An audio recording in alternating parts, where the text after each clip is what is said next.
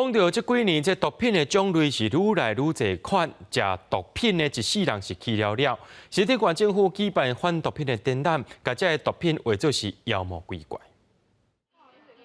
把毒品转变成妖魔鬼怪的多样，让大家了解毒品对健康的危害。佮透过香港真出名的拍小人游戏，增加民众对毒品害人的印象。这特别的展览是在新竹德北的五虎宫头前的庙埕。把毒品妖魔鬼怪化相当特别，而且也相当贴近民众。我们诵经念佛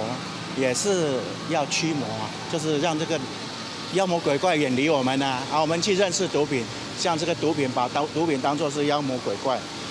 让它远离我们。新竹县毒品危害防治中心参自然科学博物馆合作，以妖魔鬼怪做主题，用网架的方式，希望让少年家会当了解毒品是千万唔通吸。针对不同公庙有不同的